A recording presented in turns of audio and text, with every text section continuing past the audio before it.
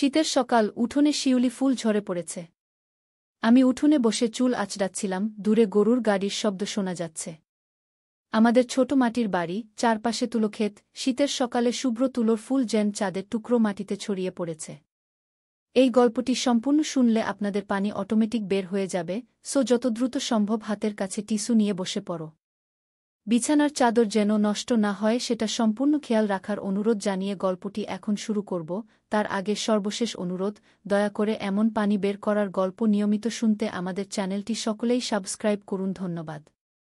সেদিন সকালে আমি দাওয়ায় বসে চুল আঁচড়াচ্ছিলাম। অনির্বাণ পেছন থেকে এসে আমার পাশে বসল। সে আমার দিকে এমনভাবে তাকালো যা আমাকে অস্বস্তি দিল। তারপর ধীরে ধীরে আমার চুলে হাত বুলাতে লাগল, একজন ভাইয়ের চেয়ে বেশি আবেগ নিয়ে। আমি জিজ্ঞেস করলাম, কি হয়েছে রে? সে আমার কানের কাছে মুখ নিয়ে এলো, আর যা বলল তা শুনে আমি স্তব্ধ হয়ে গেলাম। অনিন্দিতা, আমি তোমাকে বোন হিসেবে নয়, আমার জীবনসঙ্গিনী হিসেবে চাই। আমার সারা শরীর শিহরে উঠল। আমি অবাক হয়ে তার দিকে তাকালাম। কি বলছিস তুই? পাগল হয়ে গেছিস নাকি? আমরা তো রক্তের সম্পর্কে ভাইবোন। অনির্বাণের চোখে এক অদ্ভুত আলো জ্বলে উঠল। আমরা ভাইবোন নই, অনিন্দিতা। এটাই আসল সত্য। আমি অনেকদিন ধরেই তোমাকে বলতে চেয়েছি, কিন্তু সাহস করিনি গিয়ে। আমার হাত থেকে চিরুনি পড়ে গেল। কি বলছিস তুই? বাবা মা কি আমাদের মিথ্যা বলেছেন? হ্যাঁ অনিন্দিতা, এটা একটা লম্বা গল্প। আমি তোমার সত্যিকারের ভাই নই, এবং তুমি আমার বোন নও। না, এটা সম্ভব নয়। আমাদের একই বাবা মা, একই বাড়ি, একই সংসার। আমি উঠে দাঁড়ালাম। আমার হাত পা কাঁপছিল। অনির্বাণ ফিসফিস করে বলল, শোনো, আমাদের উপরতলার ঘরে অনেক পুরানো একটা সিন্দুক আছে। সেখানে কিছু কাগজপত্র আছে যা তোমাকে দেখাতে চাই আমি। এই সত্যটা আমি 3 মাস আগে জেনেছি, যখন বাবার ডায়েরিটা খুঁজে পেয়েছিলাম। আমি তোমাকে বলতে চেয়েছি, কিন্তু তোমার উপর এটার আঘাত কেমন হবে ভেবে ভয় পেয়েছি। আমি হতবাক হয়ে দাঁড়িয়ে রইলাম। যে ভাইকে আমি সারা জীবন চিনেছি, সে আজ বলছে সে আমার ভাই নয়। চলো, অনির্বাণ বলল, আমি তোমাকে সব দেখাই। আমরা উপরতলার ঘরে গেলাম। শুকনো কাঠ মেঝেতে ক্যাচ ক্যাচ শব্দ করছিল। ধুলো ভরা সিন্দুকটা থেকে অনির্বাণ একটা পুরানো খাতা বের করল। সেটা আমাদের বাবার ডায়েরি। আমি সেটা কখনো দেখিনি আগে। এটা পড়ো। অনির্বাণ ডায়েরিটা আমার হাতে দিয়ে বলল। ডায়েরির হলুদ পাতাগুলো ওল্টাতে লাগলাম। বাবার চেনা হাতের লেখা। আমি পড়তে শুরু করলাম।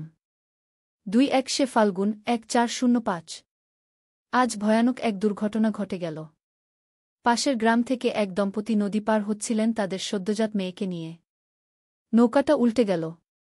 আমরা তাড়াতাড়ি গিয়ে দেখি স্বামী স্ত্রী দুজনেই মারা গেছেন, কিন্তু অদ্ভুতভাবে শিশুটি একটা কাঠের টুকরায় ভেসে আছে, জীবিত। আমরা তাকে উদ্ধার করি।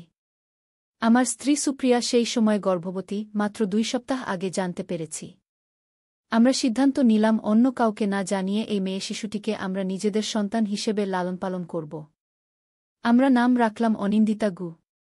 আমি স্তব্ধ হয়ে পড়লাম। পাতাগুলোর দিকে তাকিয়ে রইলাম, কিন্তু চোখের সামনে অক্ষরগুলো নাচতে লাগল। এর মানে আমি তাদের মেয়ে নই? আমি কে? আমার গলা কাঁপছিল। না, তুমি তাদের রক্তের সন্তান নও, অনিন্দিতা। তুমি দত্তক নেওয়া। অনির্বাণ ধীরে ধীরে বলল। আরও শোনো। আমি আরও কয়েক পাতা এগিয়ে গেলাম। আবার পড়তে শুরু করলাম। 1 চৈত্র 1405। আজ সুপ্রিয়া অল্পের জন্য প্রাণে বেঁচে গেল। সুপ্রিয়া রক্তাক্ত অবস্থায় ডাক্তারখানায় শুয়ে আছে। আমার পুত্রসন্তান জন্ম নিয়েছে, কিন্তু সুপ্রিয়া ভীষণ দুর্বল। ডাক্তার বলেছেন তার আর সন্তানধারণ করা সম্ভব হবে না। আমরা অনিন্দিতাকে রাখার সিদ্ধান্ত নিয়েছি, কারণ এখন সুপ্রিয়া আর কোনো সন্তান জন্ম দিতে পারবে না। ছেলের নাম রাখলাম অনির্বাণ। আমি ক্রমশ বুঝতে পারছিলাম। এর মানে আমি সত্যিই তোমার বোন নই? আমরা কোনো রক্তের সম্পর্কে নই, আমি বিটবিট করে বললাম। অনির্বাণ ধীরে ধীরে মাথা নাড়ল। না, আমরা রক্তের সম্পর্কে ভাইবোন নই। তুমি দত্তক নেওয়া। এটা আমিও মাত্র কয়েক মাস আগে জানতে পেরেছি। আমি আরও পাতা ওল্টাতে লাগলাম। বাবার ডায়েরিতে আরও অনেক কথা লেখা ছিল, কিভাবে তারা আমাকে নিজেদের মেয়ে হিসেবে লালনপালন করেছেন, কিভাবে আমার আসল পরিচয় গোপন রেখেছেন সবার কাছে। কিন্তু এর মানে আমি কে? আমার আসল বাবা মা কারা ছিলেন, আমার চোখ ভিজে উঠছিল। অনির্বাণ একটা আলাদা কাগজ আমার হাতে ধরিয়ে দিল। এটা পড়ো। সেটা একটা পুরানো পত্রিকার কাটা অংশ। তাতে লেখা, সিরাজগঞ্জের কাছে নৌকাডুবিতে রাজপুরের বিখ্যাত জমিদার হরিনাথ রায়চৌধুরীর কনিষ্ঠ ভাই মহিনাথ রায়চৌধুরী এবং তার স্ত্রী অঞ্জলি দেবী মারা গেছেন। তাদের সদ্যজাত কন্যা নিখোঁজ। ধারণা করা হচ্ছে শিশুটিও মারা গেছে গি। আমার হাত কাঁপতে লাগল। এর মানে আমি একটা জমিদার পরিবারের মেয়ে? আমার আসল নাম কি? অনির্বাণ আরও একটা কাগজ আমার হাতে দিল। একটা জন্ম সার্টিফিকেট। তাতে লেখা, মায়াবতী রায়চৌধুরী, পিতা মহিনাথ রায়চৌধুরী, মাতা অঞ্জলি দেবী রায়চৌধুরী গু। মায়াবতী আমি নামটা উচ্চারণ করলাম। একটা অদ্ভুত অনুভূতি হল, যেন এই নামটা আমার অন্তরের কোথাও লুকিয়েছিল। অনির্বাণ আমার হাত ধরল। অনিন্দিতা, শোনো, এখন তুমি যা জানতে পারলে, তারপরে আমি যা বলেছি তা আর অযৌক্তিক নয়। আমরা রক্তের সম্পর্কে ভাইবোন নই। আমি তোমাকে ভালোবাসি, শুধু ভাইয়ের মতো নয়, একজন পুরুষের মতো। কিন্তু আমি জানি এটা তোমার জন্য একটা বড় আঘাত। তুমি সময় নাও, ভেবে দেখো গু। আমি ধীরে ধীরে উঠে দাঁড়ালাম। পুরো শরীর কাঁপছিল। আমাকে একটু একা থাকতে দে অনির্বাণ গি। সে মাথা নেড়ে বাইরে চলে গেল। আমি ঘরের মেঝেতে বসে পড়লাম। সবকিছু ঘুরপাক খাচ্ছিল। আমার সমস্ত পরিচয় ভেঙে চুরমার হয়ে গেছে। আমি কে? অনিন্দিতা খাতুন, এক সাধারণ গ্রামের মেয়ে, নাকি মায়াবতী রায়চৌধুরী, এক জমিদার পরিবারের উত্তরাধিকারিণী? কিন্তু এখন আমার সামনে আরেকটা প্রশ্ন, অনির্বাণের প্রতি আমার অনুভূতি কি? সে যদি আমার সত্যিকারের ভাই না হয়, তাহলে কি আমি তাকে অন্যভাবে দেখতে পারি? আমার মনের ভেতর আলোড়ন চলছিল। কিন্তু হঠাৎ করে আমার মনে হল, আমার কাছে এখন সবচেয়ে বড় প্রশ্ন হল আমার আসল পরিচয়। আমার আসল পরিবারকে? আমার কি আত্মীয় স্বজন এখনও বেঁচে আছেন? আমি কি রায়চৌধুরী পরিবারের সম্পত্তির উত্তরাধিকারিণী? আমি দৃঢ় সিদ্ধান্ত নিলাম। আমাকে আমার আসল পরিচয় খুঁজে বের করতে হবে। আমি জানতে চাই আমি কে। পরদিন সকালে আমি অনির্বাণকে বললাম, আমি রাজপুর যাব। আমার আসল পরিবারকে খুঁজে বের করতে হবে। তুমি কি আমার সাথে যাবে? অনির্বাণ আমার দিকে তাকিয়ে রইল কিছুক্ষণ। তারপর বলল, অবশ্যই। আমি তোমার পাশে আছি, যেভাবেই তুমি আমাকে চাও। আমরা পরদিন ভোরে রাজপুরের উদ্দেশ্যে রওনা দিলাম। বাড়ির চাবি পাশের বাড়ির বিমলাদিকে দিয়ে গেলাম। অনির্বাণ এই যাত্রাপথের জন্য সব ব্যবস্থা করেছিল। আমরা প্রথমে বাস ধরলাম, তারপর ট্রেন। রাজপুর পৌঁছতে পুরো দিন লেগে গেল। রাজপুর ছিল আমাদের গ্রাম থেকে সম্পূর্ণ আলাদা। বড় বড় পাকা বাড়ি, চওড়া রাস্তা, অনেক দোকানপাট। আমরা প্রথমে একটা ছোট হোটেলে উঠলাম। অনির্বাণ বলল, আমাদের প্রথমে রায়চৌধুরী পরিবারের বাড়ি খুঁজে বের করতে হবে গু। রাজপুরের বাজারে গেলাম।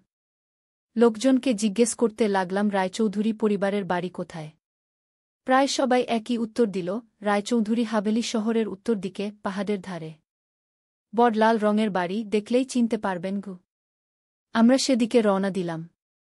আমার বুক ধুকপুক করছিল। আমি কি সত্যি এই জমিদার পরিবারের মেয়ে? তারা কি আমাকে গ্রহণ করবে? নাকি আমাকে চিনতেই পারবে না? কিছুক্ষণ হাঁটার পর আমরা দূর থেকে দেখতে পেলাম একটা বিশাল লাল বাড়ি, দেওয়ালে নকশা করা, সামনে বড় লোহার গেট। গেটে সোনালি অক্ষরে লেখা, রায়চৌধুরী হাভেলি। আমরা গেটের সামনে দাঁড়ালাম। একজন দারোজান আমাদের দিকে এগিয়ে এলো। আপনারা কাকে চান?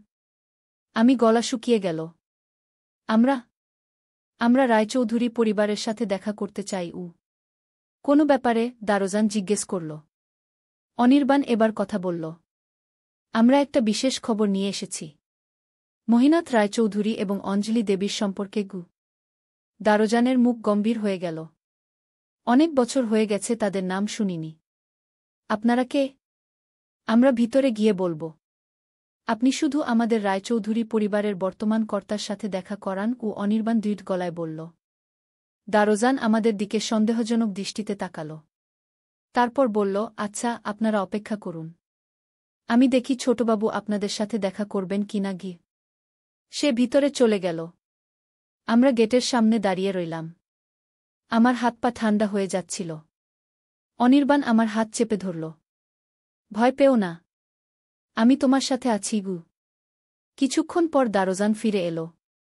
ভিতরে আসুন, ছোটবাবু আপনাদের সাথে দেখা করবেন। আমরা বাগান পেরিয়ে বাড়ির মূল দরজায় পৌঁছলাম। দারোজান আমাদের একটা ঠান্ডা ঘরে নিয়ে গেল। ঘরটা বিশাল, দামি আসবাবপত্র দিয়ে সাজানো। আমরা বসার জায়গা খুঁজছিলাম, এমন সময় একটা দরজা খুলে গেল। একজন বয়স্ক ভদ্রলোক ঢুকলেন। পরনে ধুতি পাঞ্জাবি, মাথায় পাকা চুল, চোখে সোনার ফ্রেমের চশমা। আমি শম্ভুনাথ রায়চৌধুরী। আপনারা কে এবং কেন এসেছেন? তিনি সরাসরি জিজ্ঞেস করলেন। অনির্বাণ উঠে দাঁড়াল। স্যার, আমি অনির্বাণ এবং এ হল অনিন্দিতা, অথবা আপনারা যাকে মায়াবতী রায়চৌধুরী নামে চিনতেন। শম্ভুনাথের মুখের রং পরিবর্তন হয়ে গেল। তিনি আমার দিকে স্থির দৃষ্টিতে তাকালেন। মায়াবতী? কি বলছেন আপনি? মায়াবতী তো ২০ বছর আগে নৌকাডুবিতে মারা গেছে। আপনারা কি পাগল হয়েছেন? অনির্বাণ শান্তভাবে বলল, আমার কাছে প্রমাণ আছে। আমাদের পালক বাবা, যিনি আপনার ভাইয়ের কন্যাকে উদ্ধার করেছিলেন, তার ডায়েরি এবং জন্ম সার্টিফিকেট। সে পুরানো কাগজপত্রগুলো শম্ভুনাথের হাতে দিল। তিনি হাত কাঁপতে কাঁপতে সেগুলো নিলেন। চশমার ফাঁক দিয়ে উকি মারল জল। এ কি সত্যি? তিনি বিটবিট করলেন। তুমি সত্যিই আমার ভাইপো মায়া? আমি অস্পষ্ট গলায় বললাম, হ্যাঁ, আমার নাম মায়াবতী। আমার বাবা মা মহিনাথ এবং অঞ্জলি রায়চৌধুরী। আমি আপনার ভাইঝিকে। শম্ভুনাথ ছুটে এসে আমাকে জড়িয়ে ধরলেন। এত বছর পর আমরা তোমাকে হারিয়ে ফেলেছিলাম। মায়া, আমার মায়া। আমি অবাক হয়ে দাঁড়িয়ে রইলাম। একজন অচেনা মানুষ আমাকে এভাবে আপন করে নিচ্ছেন? আমার চোখে জল এসে গেল। শম্ভুনাথ আমাকে ছেড়ে দিয়ে অনির্বাণের দিকে তাকালেন। ধন্যবাদ, যুবক। তুমি আমাদের হারানো সম্পদ ফিরিয়ে এনেছ। কিন্তু তোমরা এতদিন কোথায় ছিলে? কিভাবে বেঁচেছিলে? অনির্বাণ সব বলল, কিভাবে তার বাবা মা আমাকে উদ্ধার করেছিলেন, কিভাবে আমরা ভাইবোন হিসেবে বড় হয়েছি, কিভাবে সে আমার আসল পরিচয় আবিষ্কার করেছে। শম্ভুনাথ আমাদের দুজনকেই বসতে বললেন। তারপর ডাকলেন, সুজাতা, জলদি আও। এক বয়স্ক মহিলা ঘরে ঢুকলেন। শম্ভুনাথ উত্তেজিত গলায় বললেন, সুজাতা, মায়া ফিরে এসেছে। আমাদের মায়া। মহিলাটি আমার দিকে তাকালেন, তারপর অজ্ঞান হয়ে পড়ে গেলেন। সবাই ছুটে গেল তার দিকে। শম্ভুনাথ পানি এনে তার মুখে ছিটিয়ে দিলেন। কিছুক্ষণ পর মহিলাটি চোখ খুললেন। আমার দিকে তাকিয়ে তার চোখ থেকে জল গড়িয়ে পড়ল। মায়া, তুমি ফিরে এসেছ? আমি স্বপ্ন দেখছি না তো? মহিলাটি কাপা হাতে আমার গাল ছুলেন। তোমার মুখ দেখে আমি তোমার মাকে দেখতে পাচ্ছি। শম্ভুনাথ আমাদের জানালেন, ইনি তোমার জেঠিমা সুজাতা, তোমার বাবার বৌদি। সেই রাতে আমি রায়চৌধুরী হাবেলিতে থাকলাম। অনির্বাণকে অতিথি ঘরে থাকতে দেওয়া হল। আমাকে একটা সুন্দর ঘর দেওয়া হল, যার দেয়ালে ঝুলছিল আমার বাবা মায়ের ছবি। আমি ঘণ্টার পর ঘণ্টা ছবিগুলোর দিকে তাকিয়ে রইলাম। আমার মায়ের সাথে আমার চেহারার সাদৃশ্য দেখে আমি অবাক হয়ে গেলাম। পরদিন শম্ভুনাথ বরঘরে সবাইকে ডেকে নিলেন। দেখলাম পরিবারের আরও অনেক সদস্য এসেছেন, শম্ভুনাথের ছেলেমেয়ে, আমার খুড়তুতো ভাই বোনেরা। সবাই আমাকে দেখে অবাক। শম্ভুনাথ ঘোষণা করলেন, আজ থেকে মায়াবতী আবার আমাদের মধ্যে ফিরে এসেছে। সে এই পরিবারের সম্মানিত সদস্য এবং মহিনাথের একমাত্র উত্তরাধিকারিণী। ওর সম্পত্তির অধিকার ওকেই ফিরিয়ে দেওয়া হবে। কিছু লোকের মুখে বিরক্তি দেখলাম। বিশেষ করে একজন মধ্যবয়সী লোক, যিনি শম্ভুনাথের ছেলে রঞ্জন। তিনি বিটবিট করে বললেন, এত বছর পর হঠাৎ কোথা থেকে আত্মীয় এসে গেল। আমাদের সম্পত্তি ভাগ করে নিতে চায়। শম্ভুনাথ তাকে ধমক দিলেন, রঞ্জন, চুপ করো। মায়া আমার ভাইয়ের একমাত্র সন্তান। ওর অধিকার আছে এই সম্পত্তির উপর। ঘুরে ফিরে সেই সম্পত্তির কথাই আসছিল। আমি ধীরে ধীরে বুঝতে পারছিলাম যে এই পরিবারে আমার প্রবেশে অনেকেই খুশি নয়। বিশেষ করে রঞ্জন, যিনি আমার চোখে চোখ রাখতেই পারছিলেন না। সেদিন বিকেলে অনির্বাণ আমার সাথে দেখা করল। আমরা হাভেলির পেছনের বাগানে হাঁটছিলাম। কেমন লাগছে তোমার আসল পরিবারকে পেয়ে? সে জিজ্ঞেস করল। আমি দীর্ঘশ্বাস ফেললাম। জানি না। এটা সবই খুব অদ্ভুত লাগছে। এরা আমার আসল পরিবার, কিন্তু আমি এদের চিনি না। আর এদের মধ্যেও সবাই আমাকে সমানভাবে গ্রহণ করছে না। রঞ্জনের কথা বলছ? হ্যাঁ। আমার মনে হয় সে আমাকে এখানে দেখে খুশি নয়। স্বাভাবিক। তোমার আসার আগে সে ভেবেছিল মহিনাথ কাকার সমস্ত সম্পত্তি ওদের হবে। এখন তুমি এসে গেছ, সবকিছু বদলে গেছে গি। আমি অবাক হয়ে বললাম, কিন্তু আমি তো কোনো সম্পত্তি চাই না। আমি শুধু জানতে চেয়েছিলাম আমি কে ইউ। অনির্বাণ আমার দিকে তাকাল। তোমার কি পরিকল্পনা অনিন্দিতা না মায়াবতী? তুমি কি এখানে থাকবে নাকি আমাদের সাথে গ্রামে ফিরে যাবে? আমি জানি না। আমার মাথা গুলিয়ে যাচ্ছিল। একদিকে আমার নতুন পাওয়া পরিবার, অন্যদিকে অনির্বাণ, যার সাথে আমার সমস্ত স্মৃতি জড়িয়ে আছে। তুমি কি চাও আমি কোথায় থাকি? আমি সরাসরি জিজ্ঞেস করলাম। অনির্বাণ দূরে তাকিয়ে রইল। তোমার সুখেই আমার সুখ, অনিন্দিতা। আমি চাই তুমি সেখানে থাকো যেখানে তুমি খুশি থাকবে গু। ওই দিন রাতে ভয়ঙ্কর একটা ঘটনা ঘটল। আমি ঘুমিয়ে পড়েছিলাম, হঠাৎ মাঝরাতে জেগে উঠলাম একটা হাতের স্পর্শে। আতকে উঠে দেখি রঞ্জন আমার বিছানার পাশে দাঁড়িয়ে।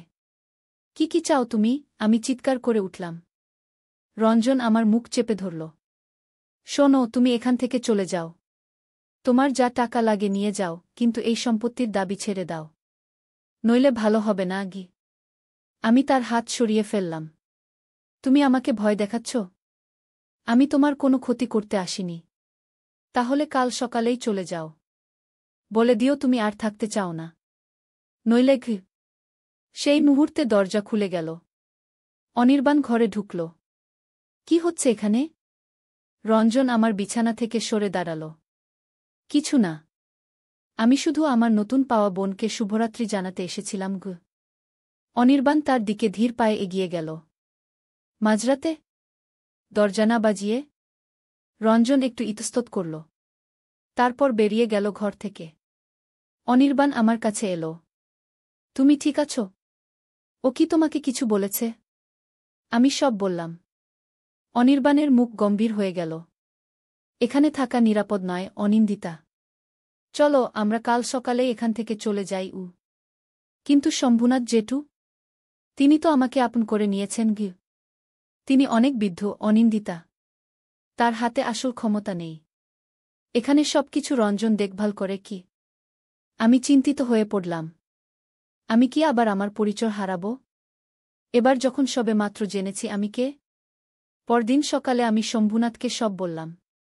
তিনি ভীষণ রেগে গেলেন রঞ্জনের উপর। বললেন, তুমি কোথাও যাবে না মায়া। এটা তোমার বাড়ি। আমি রঞ্জনকে ঠিক করে দেব গু। কিন্তু আমি তার চোখে দেখলাম তিনি নিজেই অসহায়। বাড়ির কর্তা হলেও আসল নিয়ন্ত্রণ রঞ্জনের হাতে। দুপুরে অনির্বাণ আমাকে একটা পরিকল্পনা বলল। আমি গত রাতে ভেবেছি, আমরা যদি তোমার বাবার সম্পত্তির আইনি দলিলপত্র নিয়ে কলকাতা চলে যাই, সেখানে একজন ভালো উকিলের সাহায্য নিয়ে আমরা আইনি পদ্ধতিতে তোমার অধিকার প্রতিষ্ঠা করতে পারি গু। আমি ভাবলাম, কিন্তু আইনি লড়াই তো অনেক লম্বা হবে অনির্বাণ গি। হোক, তোমার যা অধিকার তা তোমাকে পেতেই হবে গু। আমি আশ্চর্য হয়ে তার দিকে তাকিয়ে থাকলাম। তুমি আমার জন্য এত করছো কেন অনির্বাণ? তুমি তো জানো এই সম্পত্তি পেলে আমি আর সেই ছোট গ্রামে ফিরব না। আমাদের পথ আলাদা হয়ে যাবে। অনির্বাণ আমার হাত ধরল। যেটা তোমার প্রাপ্য সেটা তোমাকে পেতে সাহায্য করাই আমার কর্তব্য। আর সে কিছুক্ষণ থামল। আমি তোমাকে যা বলেছিলাম সেটা মনে আছে তো? আমি তোমাকে ভালোবাসি অনিন্দিতা। যদি আমাদের পথ আলাদা হয়ে যায় আমি মেনে নেব। কিন্তু এই অন্যায়ের বিরুদ্ধে আমি তোমার পাশে থাকব গো। তার চোখে যে নিষ্ঠা দেখলাম তাতে আমার চোখে জল এসে গেল। হঠাৎ করে আমার মনে হল অনির্বাণই আমার একমাত্র সত্যিকারের আপনজন। সেই আমার পাশে আছে সবসময়। আমি সিদ্ধান্ত নিলাম। ঠিক আছে, আমরা কলকাতা যাব। কিন্তু সেদিন রাতেই আবার একটা ঘটনা ঘটল। আমি আমার ঘরে বসেছিলাম, হঠাৎ বাইরে থেকে একটা চাপা চিৎকারের শব্দ শুনলাম। আমি ছুটে বাইরে গেলাম। দেখলাম হাভেলির পিছনের বাগানে অনির্বাণ মাটিতে পড়ে আছে, মাথা থেকে রক্ত বেরোচ্ছে। তার পাশে দাঁড়িয়ে রঞ্জন, হাতে একটা লোহার রড। অনির্বাণ! আমি চিৎকার করে ছুটে গেলাম তার কাছে। রঞ্জন আমার দিকে ঘুরে তাকাল। আর একবার বলছি, চলে যাও এখান থেকে। নয়তো পরের বার ও বেঁচে যাবে না গি। আমি ভয়ে শিহরে উঠলাম। কিন্তু তখনই মনে হল, আমি কেন ভয় পাব? এটা আমার বাড়ি, আমার পিতার সম্পত্তি। আমি কেন অন্যায়ের কাছে মাথা নত করব? আমি উঠে দাঁড়ালাম। না, আমি যাব না। তুমি যা করতে চাও করো। কিন্তু মনে রেখো, আমার কোনো ক্ষতি করলে আইন তোমাকে ছাড়বে না। রঞ্জন হাসল। আইন? দেখি কেমন আইন তোমাকে রক্ষা করে। সে আমার দিকে এগিয়ে আসছিল, এমন সময় পেছন থেকে একটা কণ্ঠস্বর শোনা গেল, একদম চুপ, রঞ্জন। আমরা দুজনেই পেছনে তাকালাম। শম্ভুনাথ জেঠু দাঁড়িয়েছিলেন, হাতে পুরানো একটা বন্দুক। একদম নড়বে না, রঞ্জন। আমি বুড়ো হয়েছি, কিন্তু এখনও ঠিকমতো গুলি ছুটতে পারি। রঞ্জন হাত নামিয়ে ফেলল। শম্ভুনাথ ধীরে ধীরে এগিয়ে এলেন। আমি সব দেখেছি। যতদিন ভাবছিলাম তুমি ভালো ছেলে, কিন্তু এখন দেখছি তুমি আমার নামে কলঙ্ক এনেছ। আমার ভাইয়ের একমাত্র সন্তানকে আঘাত করেছ। এর শাস্তি তুমি পাবে। তিনি চিৎকার করে ডাকলেন, ওরে, কেউ আছিস? দ্রুত আয়। কয়েকজন কাজের লোক ছুটে এল। শম্ভুনাথ আদেশ দিলেন, রঞ্জনকে ধরে রাখো। পুলিশকে ফোন করক। লোকেরা রঞ্জনকে ধরে ফেলল। রঞ্জন চিৎকার করে বলল, বাবা, তুমি আমার বিরুদ্ধে পুলিশ ডাকবে? তোমার নিজের ছেলের বিরুদ্ধে? শম্ভুনাথ কঠোর গলায় বললেন, তুমি আমার ছেলে নও, রঞ্জন। আমার ছেলে এমন কাজ করতে পারে না। আমি অনির্বাণের মাথায় হাত বুলাচ্ছিলাম। সে ধীরে ধীরে চোখ খুলল। অনিন্দিতা, তুমি ঠিক আছো তো? আমি কেঁদে ফেললাম। আমি ঠিক আছি। কিন্তু তোমার মাথায় আঘাত লেগেছে। ধারালো কিছু দিয়ে আঘাত করেছে। বড় বেশি রক্ত পড়ছে না, চিন্তা করো না। সে বসার চেষ্টা করল। শম্ভুনাথ এগিয়ে এলেন। বাবা, তোমাকে ডাক্তার দেখাতে হবে। বাড়ির ভেতরে চলো। পরের কয়েকদিন অনেক হইচই চলে গেল। পুলিশ এলো, রঞ্জনকে হাজতে নিয়ে গেল। শম্ভুনাথ আমাদের দুজনকেই বললেন হাভেলিতে থেকে যেতে। কিন্তু আমরা কলকাতা যাবার সিদ্ধান্ত নিয়ে ফেলেছিলাম। আমাকে হাভেলি ছেড়ে যেতে দেখে শম্ভুনাথ কষ্ট পেলেন, কিন্তু বুঝতে পারলেন। আমি জানি তুমি এখানে নিরাপদ বোধ করছ না। কিন্তু মনে রেখো, এটাই তোমার আসল বাড়ি। যেদিন ইচ্ছে ফিরে আসতে পারোক। তিনি আমার হাতে সমস্ত দলিলপত্র এবং একটা বিশাল অঙ্কের চেক দিলেন। মহিনাথের সম্পত্তি থেকে তোমার প্রাপ্ত অংশ। এটা দিয়ে তুমি তোমার জীবন শুরু করতে পারো। কলকাতায় গিয়ে আমরা প্রথমে একটা ছোট ফ্ল্যাট ভাড়া নিলাম। অনির্বাণ একটা চাকরি খুঁজে নিল একটা অফিসে, আমি একটা কলেজে ভর্তি হলাম। আমরা নতুন করে জীবন শুরু করলাম। একদিন সন্ধ্যায় আমরা বারান্দায় বসেছিলাম। কলকাতার জ্বলজ্বলে আলো, গাড়ির শব্দ, দূরে ট্রামের ঘণ্টা, এই নতুন জীবন আমাদের অভ্যস্ত হয়ে উঠছিল। অনির্বাণ, আমি ডাকলাম। তুমি যা বলেছিলে গ্রামে, যে তুমি আমাকে ভালোবাসো, সেটা কি এখনো সত্যি? অনির্বাণ আমার দিকে তাকাল।